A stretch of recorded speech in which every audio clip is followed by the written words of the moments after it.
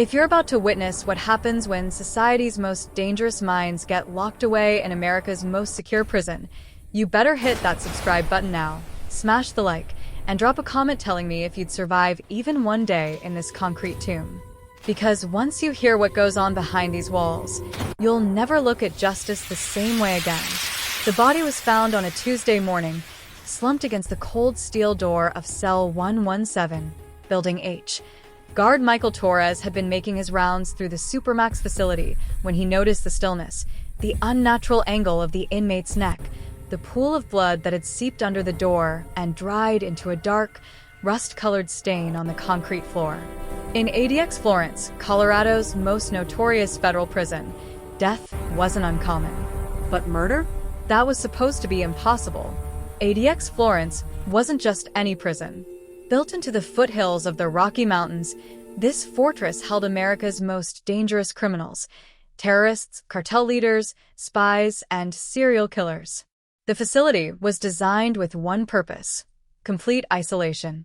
23 hours a day, inmates stayed locked in 7 by 12-foot concrete cells with no human contact, no windows to the outside world, just a 4-inch slit that showed only sky.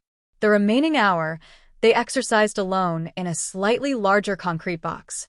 Communication between cells was nearly impossible. Violence was supposed to be a relic of their past lives. Yet, here lay prisoner 04738-112, real name Marcus Devine, a former hitman for the Sinaloa cartel, dead in his cell with 3 puncture wounds to his carotid artery. The weapon, a sharpened piece of plastic barely 3 inches long, lay beside him, covered in his fingerprints. The Bureau of Prisons wanted to call it suicide. Special investigator Sarah Chun knew better. Chun had spent 15 years investigating prison crimes, but ADX was different. Everything about this place was controlled, monitored, documented. She walked through the sterile corridors, her footsteps echoing off walls designed to absorb sound and hope in equal measure. The air itself felt heavy, oppressive, as if the building was alive and watching. Every cell door was solid steel, with a slot for food trays. Every movement was captured on camera. Every conversation was recorded. So, how did someone get murdered in the most secure prison in America? She examined the cell. Sparse, cold, designed to break the human spirit. A concrete bed platform, a stainless steel toilet, and sink combo, a concrete desk. The walls were smooth, offering nothing that could be fashioned into a weapon. The light fixture was recessed and covered with unbreakable polycarbonate. The air vent was too small for even a child's hand. This cell was a tomb designed by engineers who thought of everything. Who had access to this wing yesterday? Chun asked Torres, who stood outside the cell, his face pale, his hands shaking slightly despite his attempt to appear professional. Just me and Rodriguez on the day shift, then Kowalski and Bennett at night, Torres replied, his voice tight. And the food service detail, but they never enter the cells. Everything goes through the slot. Chun studied the wound pattern. 3 precise strikes, delivered with practiced efficiency. This wasn't the desperate act of a suicidal man. This was execution. But the cell had been locked from the outside. The cameras showed no one entering or leaving except the guards during routine checks. Marcus Devine had been alone for the entire 23-hour period before his death, except for the 1 hour he'd spent in the exercise cage. Also alone, also monitored. She pulled up the surveillance footage on her tablet. The exercise cage was a concrete room slightly larger than the cell, with a ceiling 20 feet high. Devine had paced, done push-ups, shadowboxed. Normal behavior. Nothing suspicious. The camera never blinked, never lost signal. Yet, somewhere in that hour, something had happened. Something the cameras hadn't caught, or something Chun hadn't understood yet. Get me the complete movement logs for every inmate in this building for the past week, Chun ordered. And I want to interview every guard who worked this wing in the last 72 hours. Torres nodded, but his expression darkened. Ma'am, there's something else you should know. Marcus Devine wasn't just any cartel hitman. 3 months ago, he agreed to testify against his former boss, Alejandro Vega. The trial was supposed to start in 2 weeks. Chun felt her stomach tighten. Alejandro Vega was one of the most powerful drug lords in Mexico, a man who'd built an empire on blood and terror. Even behind bars, his reach was legendary. If Vega had ordered this hit, it meant he still had connections inside ADX Florence, inside a prison specifically designed to prevent exactly that kind of influence. Who else knows about Devine's cooperation? Chen asked. That's classified federal witness information, Torres said. Only a handful of people in the Justice Department and the warden here. Chen walked back to the cell, studying every inch of the space. The cameras, the walls, the slot in the door. Then she noticed something. On the edge of the concrete desk, barely visible, were 3 small scratches. Fresh scratches. She knelt down, examining them closely. They formed a pattern, 3 parallel lines, each about an inch long. She photographed them, her mind racing. Then she looked up at the ceiling, at the air vent, at the 4-inch window slit, at the light fixture.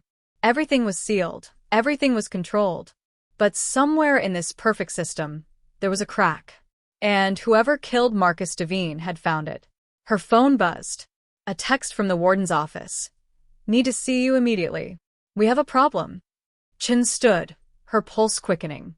As she walked toward the administration building, past cells holding terrorists and mass murderers, past corridors designed to crush the human will, she felt it, that familiar sensation that always preceded her biggest cases.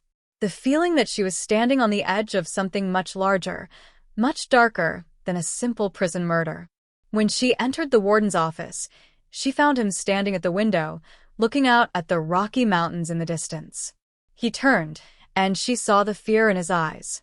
Alejandro Vega, he said quietly. His cell was just searched during routine inspection. Chen waited, knowing the next words would change everything. The warden's hand trembled as he held up an evidence bag. Inside was a small piece of paper, torn from a book, with a message written in tiny, precise handwriting. 11 down, 12 to go. But when they pulled the list of protected witnesses scheduled to testify against Vega, they realized with cold, creeping horror that Marcus Devine had been number 11. And somewhere in ADX Florence, inside America's most secure prison, a killer was already hunting number 12. Sarah Chen stared at the evidence bag, her mind calculating the impossible mathematics of murder inside ADX Florence. 12 witnesses. 11 already dead. And if the pattern held, number 12 had less than 72 hours to live. Pull every record on Vega, Chen ordered, her voice cutting through the warden's office like a blade. His cell searches, his communications, his visitors, everything. And I want the identities of all 12 witnesses on that list. Now. Warden James Mitchell moved to his computer, his fingers fumbling on the keyboard. He was a 20-year veteran of the Bureau of Prisons, a man who'd built his reputation on running the tightest ship in the federal system. Now, that reputation was crumbling like the concrete dust that settled in ADX's oldest corridors. The witnesses are scattered across different facilities, Mitchell said, pulling up the classified database. Maximum security protocols. After the first few deaths, the Justice Department assumed they were dealing with separate incidents. Prison violence, they said. Occupational hazard for cartel informants. Chen leaned over his shoulder, scanning the list. Her blood ran cold. Jesus Christ. They didn't see the pattern? Different prisons, different states, different methods, Mitchell replied. 1 stabbing, 2 poisonings, 1 beaten to death in the shower, 3 apparent suicides, 1 heart attack, 1 allergic reaction to medication, and now Marcus Devine. The Bureau treated them as isolated incidents. Someone's been coordinating this for months, Chen said, her mind racing through the logistics. Vega's network spans multiple facilities. He's not just reaching out from ADX. He's running an entire operation from inside this building. She turned to the surveillance footage again, rewinding to the moment before Marcus Devine's death. The cameras showed him entering his cell after exercise time, the door sealing shut with its electronic lock. 23 hours of solitude. No visitors. No contact. Yet, somehow, he'd ended up with 3 puncture wounds and a weapon that shouldn't exist in a supermax facility. Show me Vega's cell, Chen demanded. They walked through the labyrinth of corridors, past Building H where Devine had died, toward Building A, the section reserved for the prison's most dangerous inmates. The walls here were thicker, the silence more oppressive. Alejandro Vega occupied cell 009, a corner unit with even less light than the standard cells. As they approached, Chun felt the temperature drop, or perhaps it was just her body's response to proximity with evil. Vega sat on his concrete bed platform, reading a book. He was 53 years old, gray-haired, with the calm demeanor of a tenured professor rather than a man responsible for thousands of deaths. When he heard them approach, he looked up and smiled. It was the smile of someone who knew something you didn't, the smile of a chess player 3 moves from checkmate. "Investigator Chun," he said in perfect English, his voice smooth as silk. "I've been expecting you." Chun felt her jaw tighten. "How do you know my name?" "I know many things," Vega replied, setting his book aside. "I know that you graduated top of your class at Quantico. I know that you solved the Richardson case in 2019, the one everyone else had given up on. I know that you're very good at finding patterns where others see only chaos." "Did you kill Marcus Devine?" Chun asked directly, refusing to play his game. Vega laughed, a sound that echoed off the concrete walls like breaking glass. "How could I? I'm locked in this cell 23 hours a day. I have no contact with other inmates. I barely have contact with guards. This prison was built to ensure men like me can't hurt anyone ever again. Isn't that right, Warden Mitchell?" Mitchell said nothing, his face rigid. Chun studied Vega's cell through the narrow window in his door. It was identical to every other cell in ADX Florence. Same dimensions, same fixtures, same isolation. Yet, somehow, this man was orchestrating murders across the country from inside this concrete box. "The note we found," Chun said. 11 down. 12 to go. "What does it mean?" "I have no idea what note you're referring to," Vega said, his smile widening. "Perhaps someone is playing a game with you, investigator. Perhaps someone wants you to believe I'm more powerful than I actually am." Chen's phone buzzed. A text from her forensics team. "Check Devine's cell again. We found something in the concrete." She turned and walked back toward Building H, her mind churning. Behind her, she heard Vega's voice echoing down the corridor. "Tick-tock, investigator. Tick-tock." Back in cell 117, the forensics team had brought specialized equipment. Dr. Raymond Park, a thin man with thick glasses and hands that never stopped moving, pointed to the concrete desk. "Look at this," he said, shining an ultraviolet light on the surface. Under the UV light, patterns emerged. Chemical residue, invisible to the naked eye, formed letters across the concrete. A message. Wednesday, 3 a.m. H-Wing. Justice comes. Today was Tuesday. They had less than 24 hours. "What kind of chemical is this?" Chun asked. "Organic compound, probably derived from food," Park replied.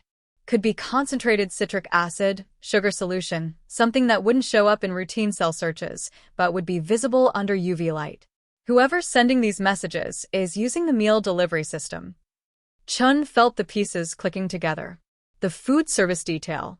The one point of contact between isolated inmates. But food service workers were cleared through extensive background checks, monitored constantly, searched before and after every shift. How could they be compromised? She pulled up the duty roster for food service. 23 workers rotated through ADX Florence on different shifts. All had clean records, all had passed psychological evaluations, all had worked at the facility for years without incident. Except one. Daniel Ortiz. 42 years old. 7 years on the job. But 3 months ago, his mother had been diagnosed with stage 4 cancer. Expensive cancer. The kind that bankrupted families even with insurance. Chun pulled his financial records. Suddenly, 2 months ago, his bank account had received a series of cash deposits totaling $75,000. The deposits had stopped last week, exactly when the 11th witness had been marked for death. "I need Daniel Ortiz brought in for questioning," Chun ordered. "And I need to know which cell he's scheduled to deliver to tomorrow morning." Mitchell checked the computer, his face going pale. Cell 089, Building H. That's witness number 12, Chen finished. Who is it? Mitchell pulled up the file. The photo that appeared on screen showed a young woman, barely 30 years old, with dark hair and frightened eyes. Rosa Mendoza, former accountant for the Vega cartel. She kept the financial records, tracked the money laundering, documented every transaction. Her testimony could dismantle Vega's entire organization and implicate dozens of corrupt officials in Mexico and the United States. She's here? In ADX Florence? Chun asked, surprised. Women were rarely housed in the supermax facility. Witness protection insisted, Mitchell explained. They couldn't risk putting her in a standard women's facility. Too many potential leaks. She's been here for 4 months, in complete isolation, preparing for the trial. Chen's mind raced. Rosa Mendoza was the keystone. With her testimony, Vega would die in prison, his empire would collapse, his legacy would end. Without her, the case would fall apart. 11 witnesses had already been silenced. Rosa was the last one standing between Vega and freedom. I want her moved to a different cell immediately, Chen ordered.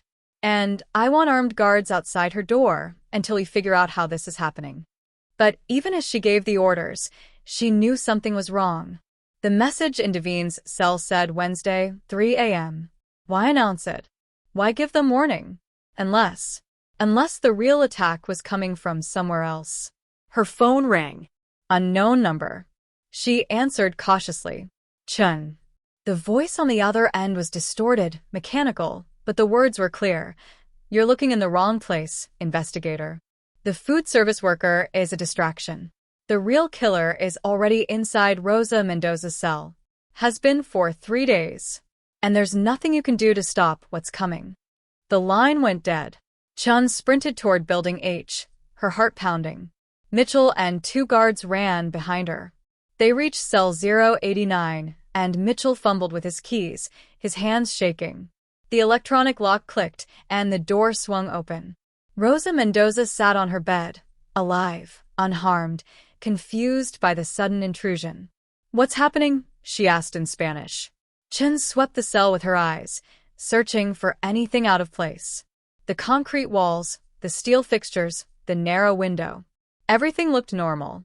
But the voice on the phone had been certain. The killer is already inside. Has been for 3 days. Then Chen saw it. On the concrete desk, barely visible unless you knew to look for it, 3 small scratches. The same pattern she'd seen in Marcus Devine's cell. 3 parallel lines. And beneath the desk, hidden in a shadow, something else. A small object, no bigger than a coin, pressed into a crack in the concrete. Chun knelt down and carefully extracted it with tweezers. It was a tiny electronic device, sealed in waterproof plastic. A timer. And it was counting down. 12 hours. 37 minutes. 14 seconds. But when she turned it over, she saw the real horror. Wired into the device was a small vial of clear liquid. She recognized the setup immediately from her counterterrorism training. It was a chemical dispersal system. At the designated time, the device would heat the vial, turning the liquid into an aerosol that would flood the small cell.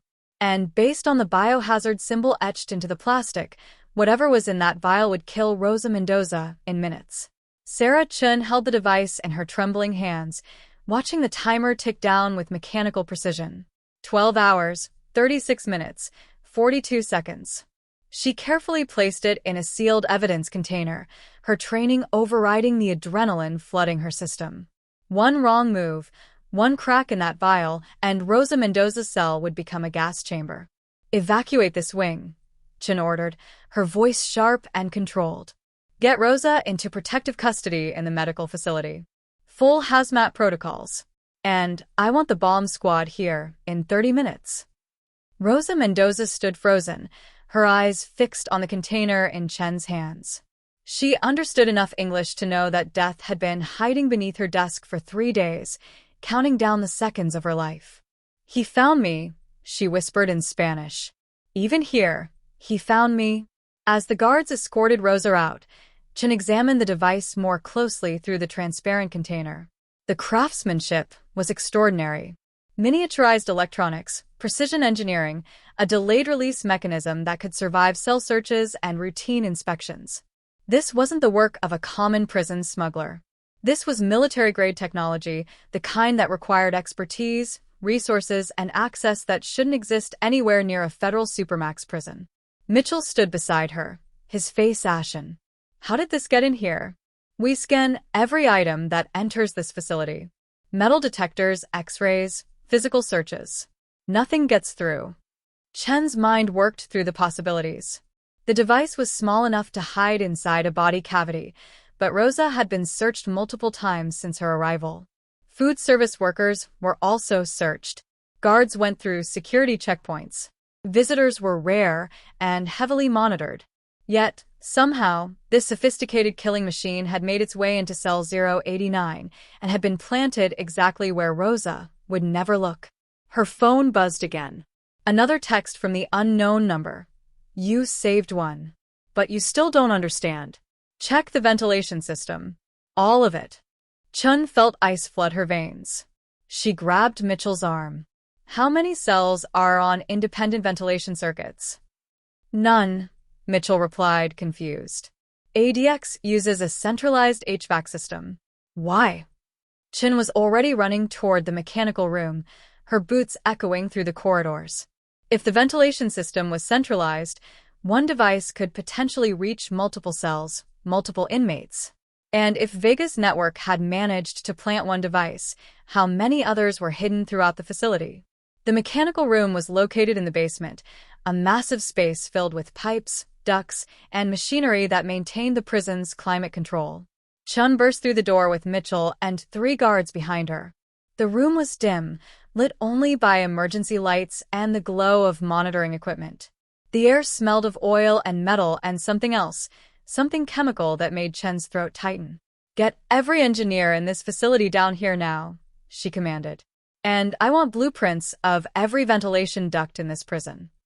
As the team assembled, Chen climbed onto the catwalk that ran above the main ventilation units.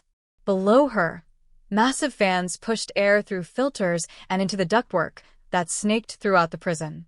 She shone her flashlight into the ducts, searching for anything out of place. Then she saw them. Small devices, identical to the one she'd found in Rosa's cell, attached to the interior walls of the main ventilation shaft. She counted 6 before her light failed to reach further into the darkness. 6 devices, each with their own timer, each containing enough chemical agent to kill. Shut down the ventilation system, Chin shouted. Shut it down now. The chief engineer, a burly man named Tom Harrison, hesitated. If we shut down ventilation in ADX, we'll have riots within hours. The cells will become ovens. The inmates will suffocate. Slowed, their drone gradually diminishing until an eerie silence filled the mechanical room. Chun felt sweat already forming on her forehead. Without air circulation, the temperature in the prison would rise quickly. The bomb squad arrived 20 minutes later, led by a grizzled veteran named Captain Morris. He examined the devices through Chen's photographs and let out a low whistle. VX nerve agent derivative, he said grimly. Not the Russian stuff, something newer, probably synthesized in a private lab. 0.01 milligrams would be lethal in this concentration. Each of these devices contains about 10 milligrams. Enough to kill everyone in a city block. Can you disarm them? Chun asked. Morris studied the images again, his expression darkening. Not safely. These are designed to trigger if tampered with. The timer isn't the only trigger. There's a motion sensor, a pressure sensor, and what looks like a remote activation system. Whoever built these wanted multiple failsafes. We try to remove them, they release immediately. Chun felt the walls closing in. 6 devices in the ventilation system, possibly more hidden elsewhere. Less than 12 hours on the timer.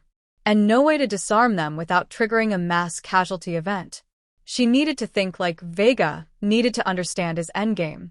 Why announce it? She said aloud, her thoughts racing. Why send me that message? Why give us time to find the devices? Mitchell looked at her, confused. Maybe he wanted us to evacuate, to move the witnesses? Chen shook her head. No. Vega's had months to plan this. He's been killing witnesses one by one across the country, perfecting his method. He doesn't make mistakes.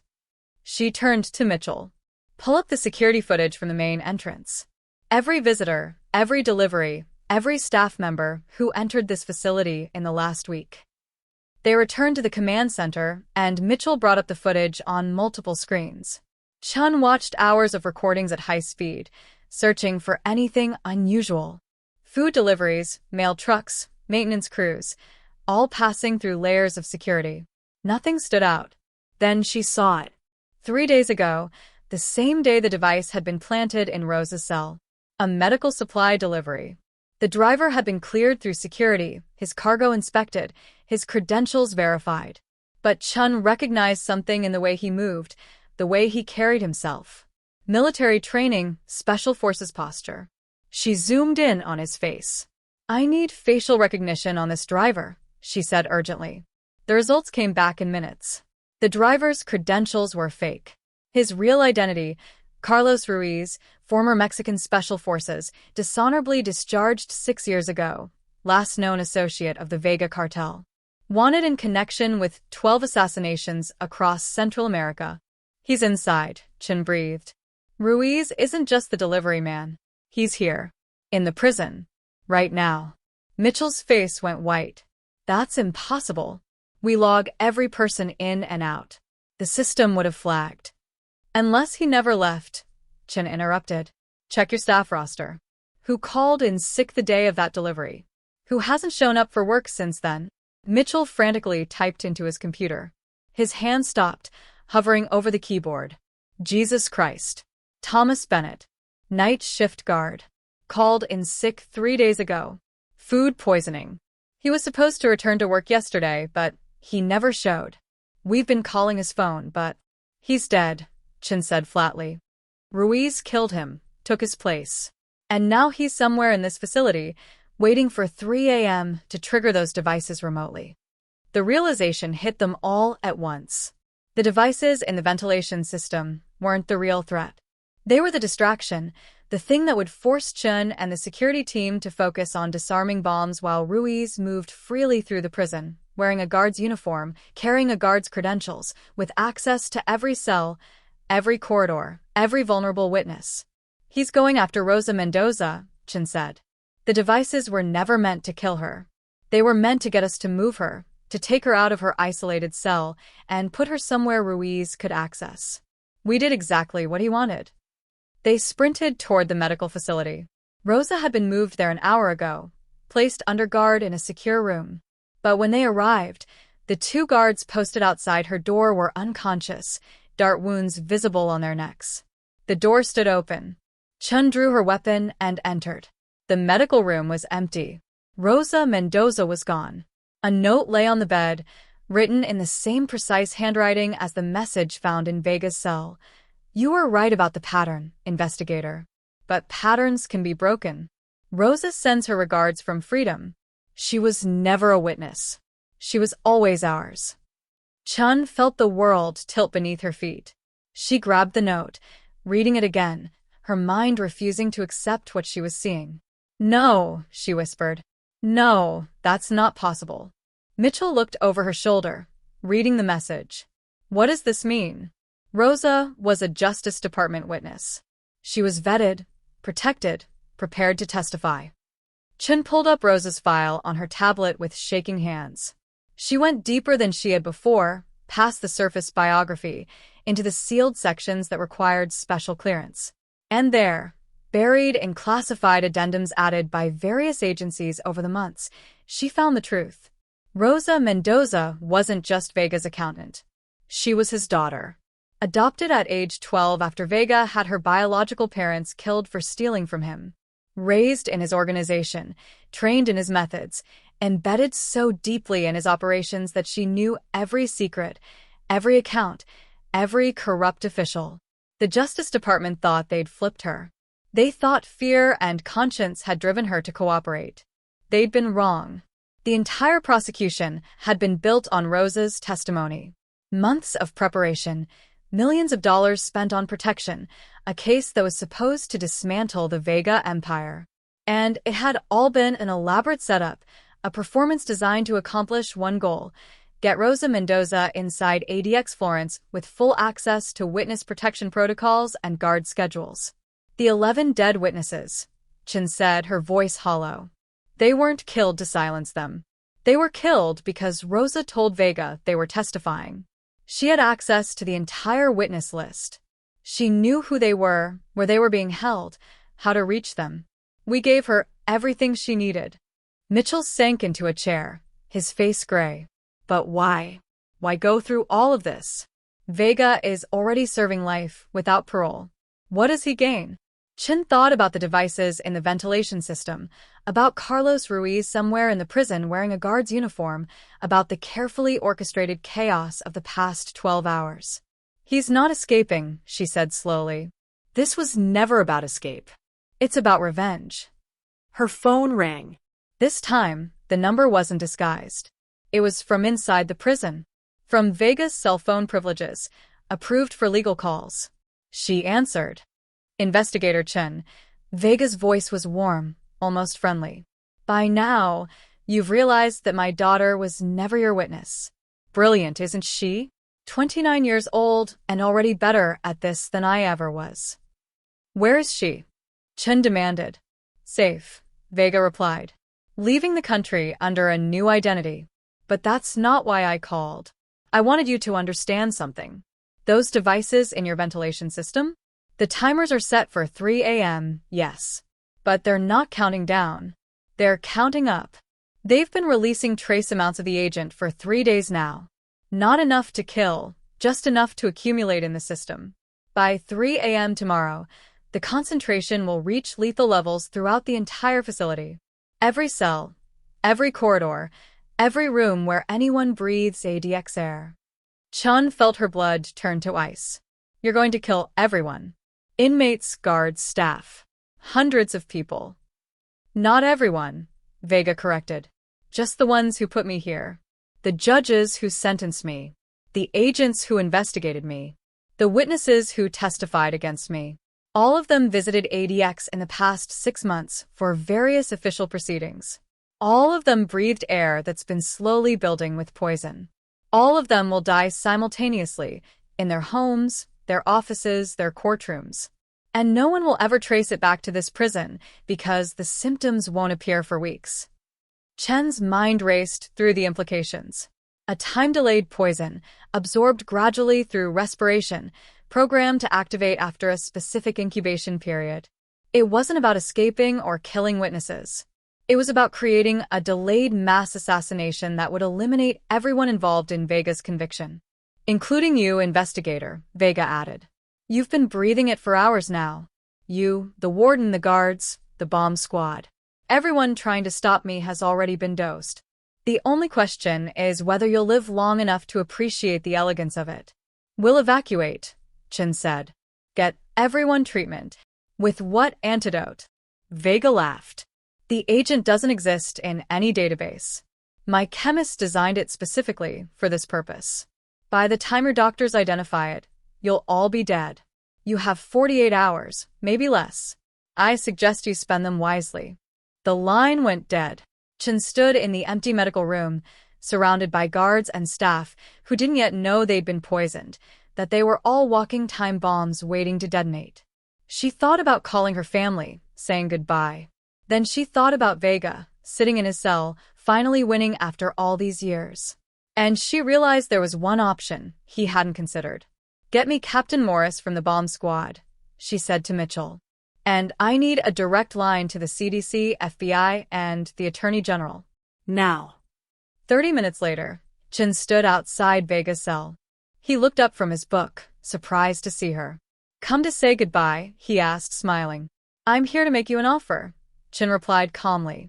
The formula for the antidote in exchange for taking the death penalty off the table. Vega's smile widened. I already have life without parole. What difference does it make?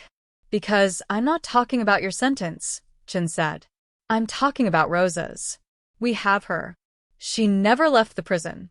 Carlos Ruiz was caught trying to smuggle her out in a laundry truck 20 minutes ago.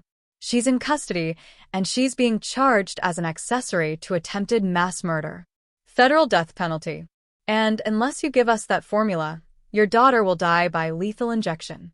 She watched the color drain from Vega's face, watched his composure crack for the first time.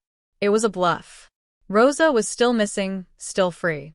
But Vega didn't know that. And in this moment, Chen was betting everything on the one thing she knew about him from years of studying his file. Family meant everything.